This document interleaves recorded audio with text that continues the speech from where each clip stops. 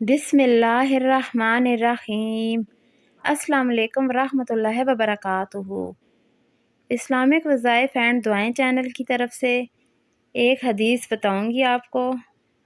10 لاکھ لوگوں کی جہنم سے آزادی۔ اللہ تعالیٰ رمضان میں ہر روز 10 لاکھ کو جہنم سے آزاد فرماتا ہے،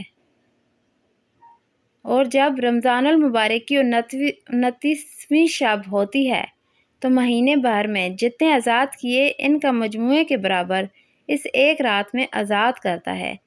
اور پھر جب عید الفطر کی رات آتی ہے تو ملائکہ خوشی کرتے ہیں اور اللہ تعالیٰ اپنے نور کی خاص تجلی فرماتا ہے اور فرشتوں سے فرماتا ہے، اے گروہ ملائکہ، اس مزدور کا کیا بدلہ ہے جس نے پورا کام کر لیا؟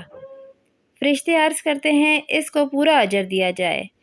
اللہ تعالیٰ فرماتا ہے، میں تمہیں گواہ کرتا ہوں کہ میں نے ان سب کو بخش دیا۔